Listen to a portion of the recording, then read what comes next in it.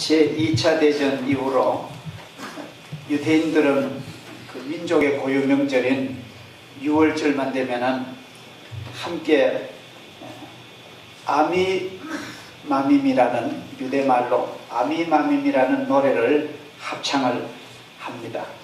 이 아미마밈은 나는 믿는다, 나는 믿습니다, 그런 말입니다. 이 노래는 그 악명 높은 아우슈비츠 그 히틀러가 유대인들을 죽이려고 했던 그 수용소 속에서 부른 그 유대인들의 기가 눈물겨운 노래입니다. 인간 역사상 가장 험악했던 사건이 지금 그 폴란드에 있는 아우슈비츠 수용소 아직까지 기념물로 있는데, 거기서 600만 명의 유대인이 히틀러의 손에 의해서 살해가 됩니다. 가스로 죽는데 무참한 그런 비극입니다. 그 수용소 속에서 죽음을 앞에 놓고 고생하던 유대인들이 거기서 부른 노래, 그들에게 위로와 소망을 가졌던 그런 노래입니다. 이 내용은 노래 가사가 이렇습니다. 나는 믿는다. 나의 메시아가 나를 돕기 위하여 반드시 나를 찾아오시리라는 것을 나는 믿는다.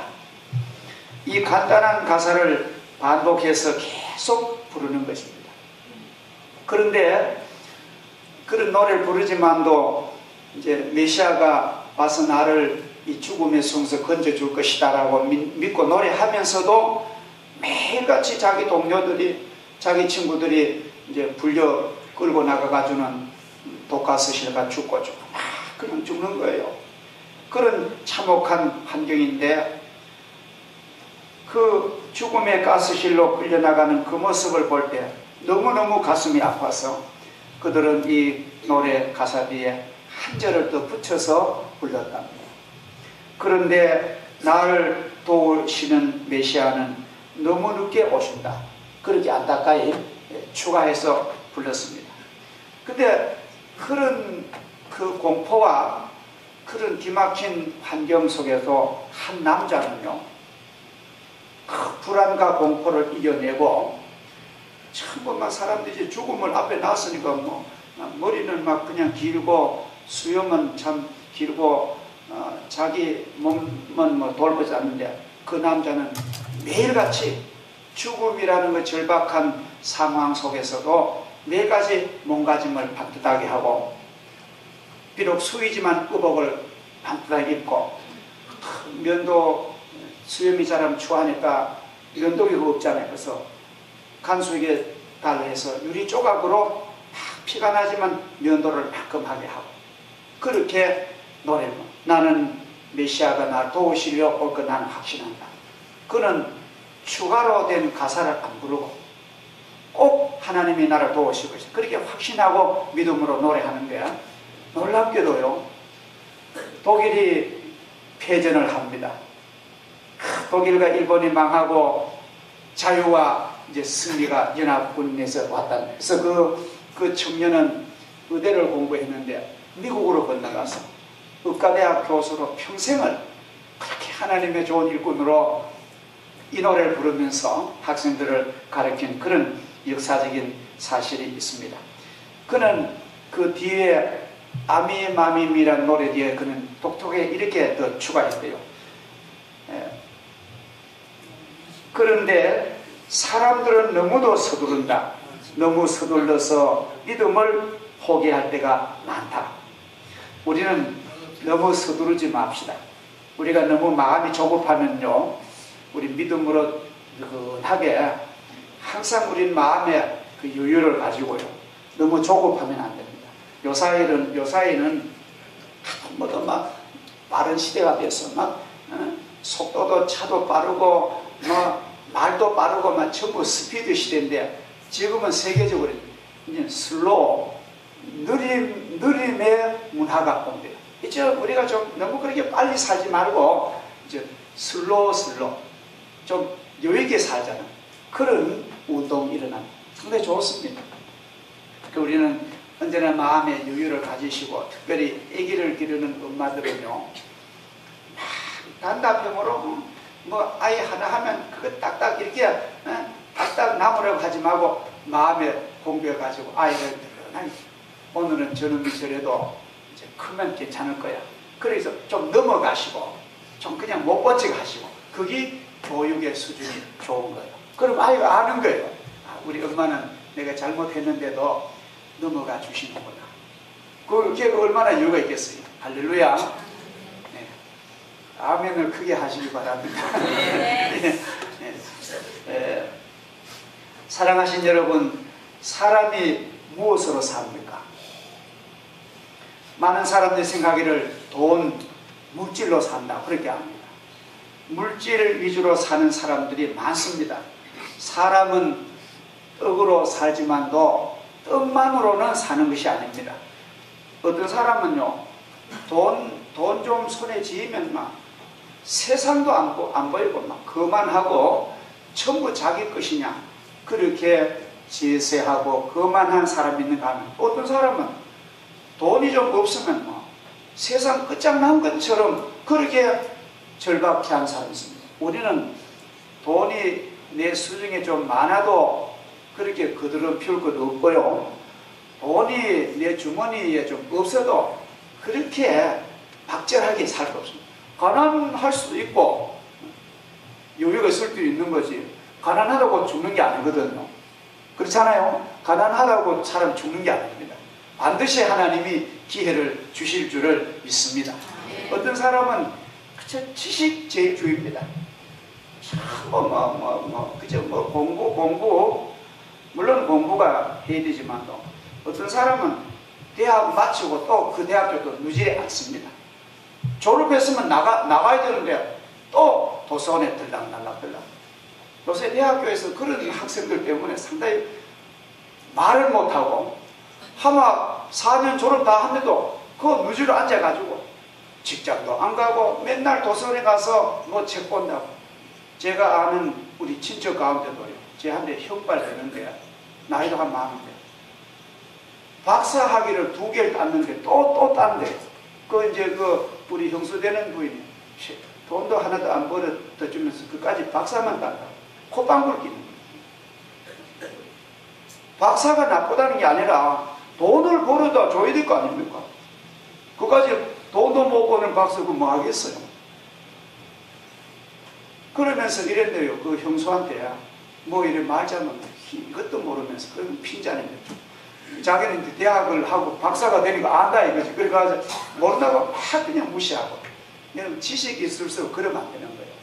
지식이 있을수록 오히려 더 겸손하고 모르면 잘 이해를 시켜야 되죠. 자기 좀 되었다고 막 무시하고. 그건 다 쓸데없는 지식입니다. 또 어떤 사람들은 보면은 전부 감정으로 삽니다. 저 사람이 나한테 좀 잘해주면 막 끌어지고, 그 사람이 좀 나한테 좀 요건 좀 하면 그러면 딱 또 전부 기분적으로 감정적으로 사는 그런 사람이 있어요. 요사이 젊은 층들은 그런 말하지 뭐 휠이 꽂힌다, 휠이 온다, 그거 안 하면 안 된다는. 제가 한 번은 그 어디 좀 멀리 가는데 라디오 연속극이 잔이 나오는데 어떤 젊은 청년 남녀 둘이가 이제 드라마가 나오는데 서로 얘기하다 아마 뭐 사랑하다가 사랑이 깨어진가 봐요. 그 사랑하다가 사랑이 깨어질 수도 있잖아요. 깨어질 수도 있고 뭐 또 다시 또 다른 사람한테 사랑할 수도 있는 건데 그거다 목숨 걸 필요는 없습니다. 세월이 지나보니 그래요. 근데 둘이 하는 얘기가 오늘 당장 그만 니하고 내하고 다 끝장내자는 거예요. 그 끝장내자는 건 뭐 어떤 겁니까? 내 속으로 그랬어요. 아마 그 연출가가 끝장낸다는 말은 가서 뭐 소주를 잔뜩 둘이 마시고 차를 타고 막 가다가 낭떠러지 같이 죽자는 거예요. 여러분, 그러면은 저들 둘이는 그걸 기분대로 했지만도 그 부모들은 뭐가 되는 거예요? 그 가족들은 뭐가 되라고 그런 식으로. 우리 사회에 자주 일어나는데 바로 작년 2011년도 10월 달인가 그 강릉에서 한 번도 안 본 생면부지의 초면 사람들이 인터넷 사이트, 자살 사이트로 만나는 거예요. 아니, 난 죽고 싶다 하는 그런 사람들이 이제 연락 좀 만났는데, 만나가지고 5시가, 남자 셋이 여자 둘이 5시가 만나가지고 무슨 모텔에서 들어가가지고, 모텔 주인도 뭐 할지지 못해, 어디에 연탄 피워가지고 5시가 다 연탄 가서 죽었는데, 한 사람이 하도 혼미해가지고 그 옆에 호수에 뛰어들었대요.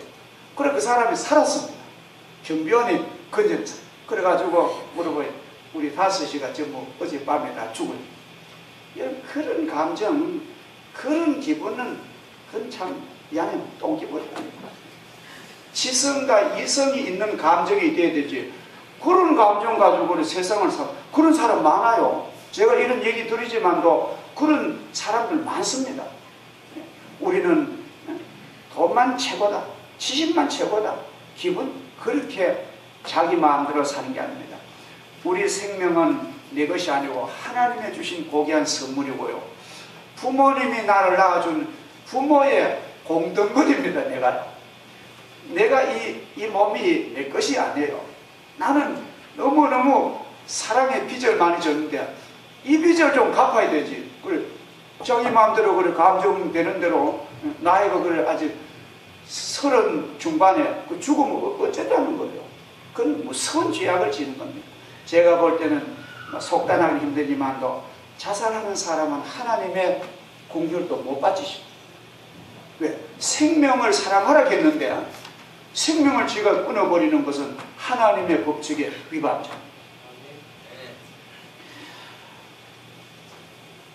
우리 믿는 사람들은 그렇게 생각하지 맙시다. 물질로만 사는 것이 아니고 지식만으로 사는 게 아니고 기본과 감정으로만 사는 것이 아니라 오직 믿음으로 살 줄 믿습니다. 그리고 오직 믿음으로 기분이 좋을 때도 믿음이고 좀 마음이 서글플 때도 내가 이래 안 되지, 믿음으로 일어서야 되지. 우리는 믿음으로. 그래서 이 솔라 피데라는 말은 유명한 기독교의 이 모토입니다. 오늘 이 의인은 믿음으로 산다. 다른 말 하면 믿음으로 사는 자가 의인이다. 그런 말인데 이 말은 원래 구약 하박국 선지자로부터 시작이 됩니다. 하박국 선지자 시대는 이스라엘 나라가 너무너무 타락했습니다. 영계는 어둡고 도덕은 퇴폐하고 사회 정의는 다 땅바닥에 떨어졌습니다. 종교도 정치도 문화 사회 할 것 없이 전부가 병들고 타락하여 죄악과 강포가 가득 찼기에 선지자의 신령한 눈으로 볼 때는 기가 막힙니다. 멸망할 수밖에 없고 하나님의 진노와 심판 임박한 것을 느낍니다. 그래서 선지자 하박국은 큰 성루에 올라가서 하나님께 기도합니다. 하나님, 우리나라 우리 민족 새롭게 달라고. 근데 하나님 그 기도하다가 하나님 앞 이러니까 눈물을 흘리면서 하나님 어쩌다가 택한 우리 민족이 이렇게 처참하게 되었습니까? 하나님 어찌 이렇게 우리나라가 망할 수가 있습니까? 죄 때문에 우리가 이렇게 망할 수 있습니까? 하나님 앞에 복받은 우리 민족이 이렇게 망할 수가 있습니까? 하나님께서는 무엇을 어떻게 하실 생각이십니까? 하나님 우리를 구원해 달라고 막 호소를 하는데 하나님의 응답이 왔어요. 하박국아, 너 지금 성루에 몇 군데 올랐는데 너가 막 달려가면서 보도록 너가 기록하라. 기록해가서 다른 사람을 알려주라 한대요. 하나님 이렇게 말씀하십니다. 기다리라. 정한 때가 있나니 그리고 의인은 그 믿음으로 사느니라. 할렐루야. 의인은 믿음으로 사느니라. 아무리 절박해도 때가 있으니까 참으라는 거예요. 하나님.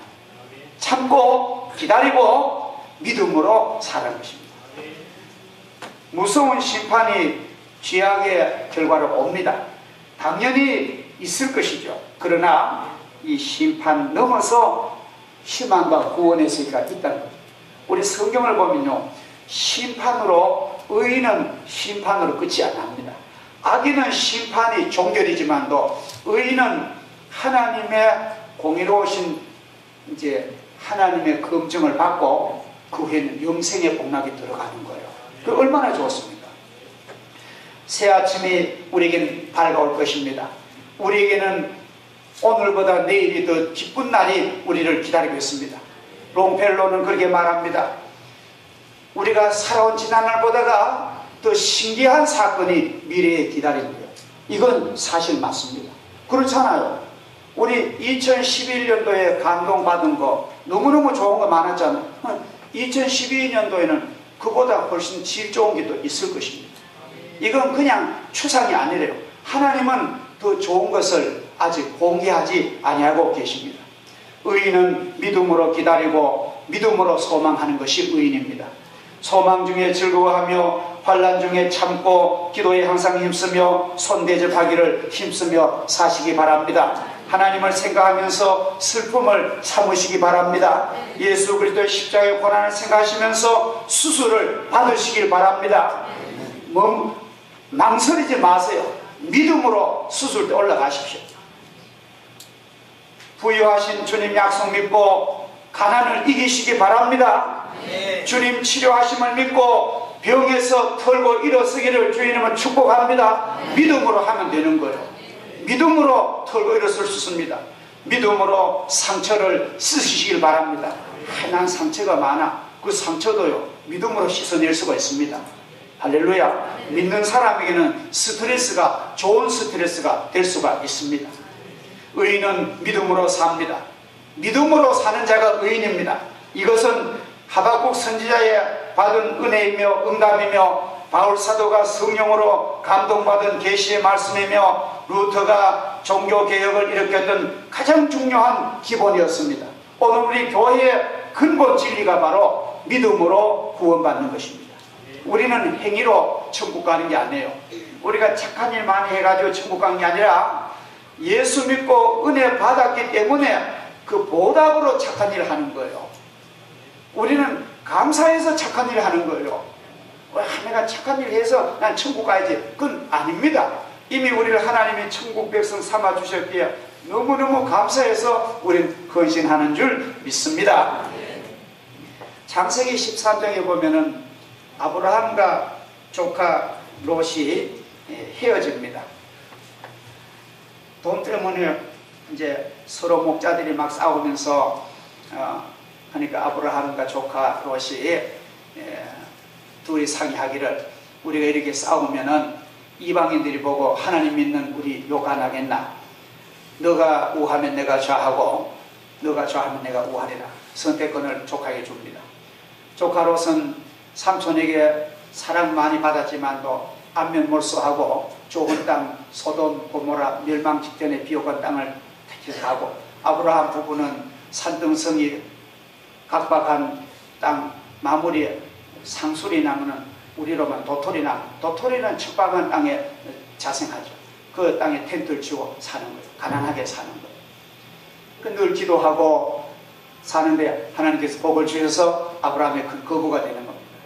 내중에 들으니까 조카 롯이 전쟁에 적군들에게 포로가 돼가지고 조카와 질부와 자녀를 다 붙들려 갔다는 거예요.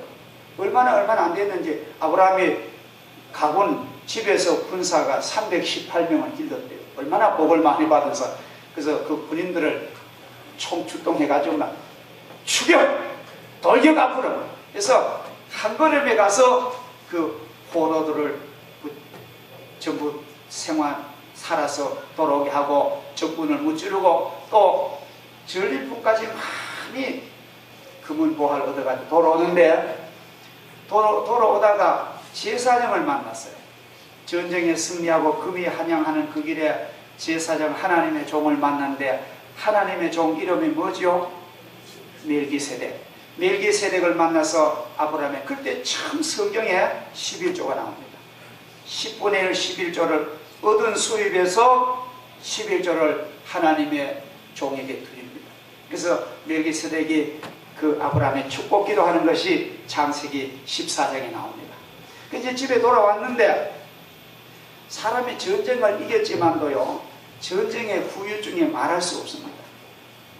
사람이 전쟁을 겪고 나면은 이 공황 상태가 옵니다. 저희 그 자형이 군에서 6.25 때 아주 큰 지휘관을 했습니다. 엄청난 그런 군사를 이끌고 전쟁을 치렀는데 그 수많은 이북 사람과 중공군을 칼로 죽였대요. 죽이고 전쟁에 살아왔는데 집에 돌아와서 한 3년 만에 자살을 했어요. 그 누나가 그 김수희 권사라고 그 작년인가 그 창원에서 돌아온 그 남편. 그 전쟁이 이고 국가 훈장도 받았는데 견디지 못하는 거예요. 내가 이 손으로 사람 죽인 것 때문에 견디지 못한다. 아브라함도 전쟁을 이기고 조카는 건졌지만도 견딜 수 없는 거예요. 그래서 막 마음이 우울증이 걸렸는데 하나님이 그걸 위로하시는 거예요. 아브라함아, 예, 아브라함, 나는 너의 방패요 너의 상급이다. 내가 너와 함께하니 너 위로받고 소망을 가지라. 아브라함을 마음을 씻는 거예요. 하나님은 우리에게 똑같이 안 나타납니다. 어떤 외로운 사람에게는 하나님이 좋은 친구로 나타나십니다. 하나님이 아픈 사람에게 좋은 의사로 나타나십니다. 영혼이 갈급한 사람은 하나님은 좋은 목자로 나타납니다. 그러니까 하나님은 여러 상황 따라서 그 사람에게 은혜를 주시는 거예요. 그러니까 아브라함이 전쟁 공항에 있는 그 괴로운 마음에 아브라함아, 나는 너의 방패요, 나는 너의 좋은 보상이다. 나를 믿고 너가 위로받아. 아브라함이 하나님 감사합니다마는 나는 나이도 많고 나는 무자식하고 내 후손도 없고 나는 내 종, 내 비서 다메섹 사람 엘리에셀을 내가 상속자로 삼으려고 하는데 하나님 어떻습니까? 이제 기도 중에 이렇게 대화가 영적으로 오가. 하나님이 아니다. 그 사람은 종일 따름이야. 그 사람은 너의 상속자는 아니야. 내가 너의 씨로 너의 몸에서 내가 상속 준다. 아브라함이 그때 나이가 굉장히 많았어요. 90이 넘었습니다. 근데 하나님께서 내가 너에게 생명을 준다 하니까 아브라함이 그 하나님의 하신 말씀을 믿음에 하나님이 그 믿음을 너 참 부럽구나, 너 신기하구나, 보통 사람들은 안 믿는데 너 이 말을 믿는구나. 하나님이 아브라함이 그 믿음 보시고 큰 복을 주신 줄을 믿습니다. 하나님이 이를 그의 의로 여기시고 하나님이 복을 주셨던 것입니다. 우리는 오늘 이 말씀을 아주 중요하게 생각해야 됩니다. 자, 우리 보세요. 일하는 사람에게는 그 품삯을 은혜로 여기지 않습니다. 그러나 일을 하지 아니했을지라도 경건하지 못한 나를 의롭다 하시는 이를 믿는 자에게는 하나님께서는 그 믿음을 의로 여기신다고 성경은 말합니다. 일하는 것이 없이 하나님께 의로 여기심을 받는 사람의 복에 대하여 다윗이 말합니다. 불법을 사함받고 그 죄를 가리움을 받은 사람은 복되더라. 다윗은 자기 자신을 고백합니다. 자기는 초라한 베들레헴 목동입니다. 목동이면 아주 천민이었습니다. 그런 출신 다윗이 그 나라의 왕이 되면 이건 하나님의 복입니다. 자기는 무서운 죄를 지었습니다. 국가공신 우리아를 죽여버리고 그 아내를 뺏고 자기 피아니스트가 알았습니다. 알자는 거지. 한 학생들 얼굴 봐 알다는. 그래서 그 알고 출연료를 받고는 학생들 나는 부자니까 자녀들 기도. 그래서 5,000불을 그 학생들 줬대요. 주고 이제 갔습니다. 얼마나 고맙겠습니까? 그 세월이 오랜 세월이 지났습니다. 이 파테레브스키가 폴란드 저명 사회 그 피아니스트 사회 지도자가 된 거예요. 우리로만 저명 인사가 된 거예요.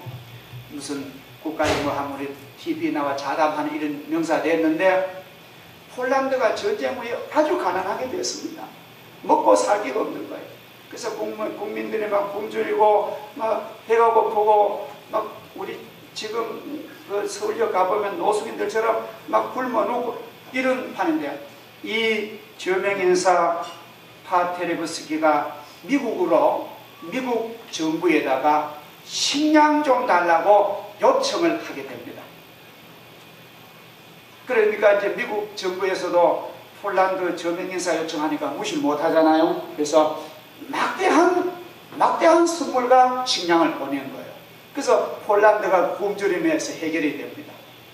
그때 이제 들으니까 미국의 그 막대한 선물을 준 후보 대통령이 파리에 와서 묵는다는 소리 듣고, 이 파테레브스키가 얼마 안 되잖아요. 자동차로 가면 되는데 그 파리에 가서 후보 대통령, 카카 너무너무 감사합니다.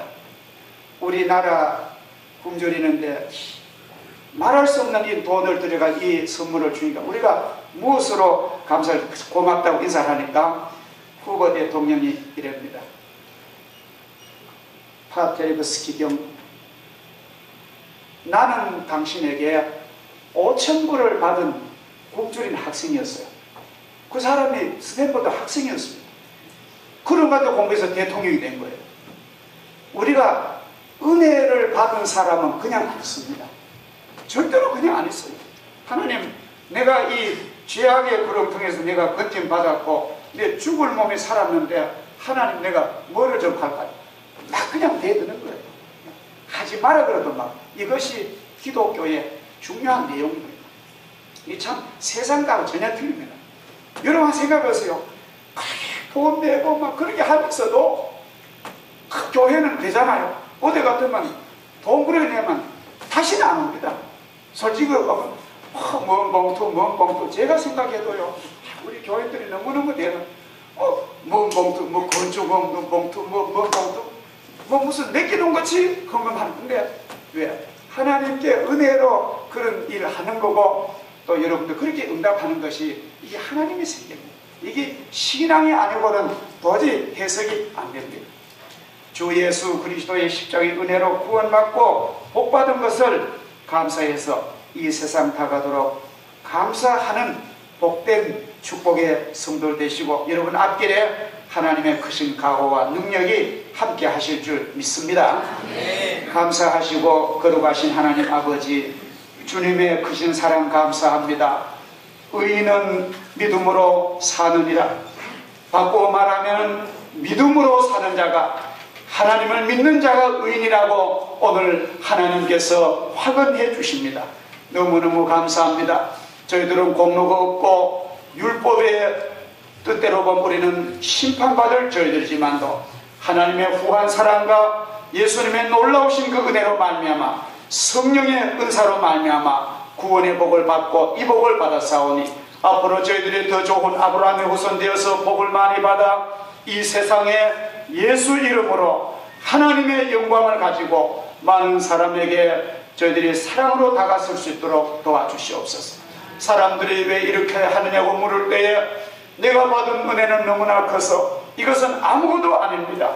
나는 은혜의 빚을 갚을 따름입니다. 그러한 마음으로 봉사하는 저희들 되게 하여 주옵소서. 점점 더 가정이 잘되게 하시고 자손들이 잘되게 하시며 하늘의 별같은 자손들이 가정에 나타나게 하시며 하나님의 놀라운 축복을 우리 가문에 베풀어 주시옵소서. 예수님의 이름으로 기도하옵나이다.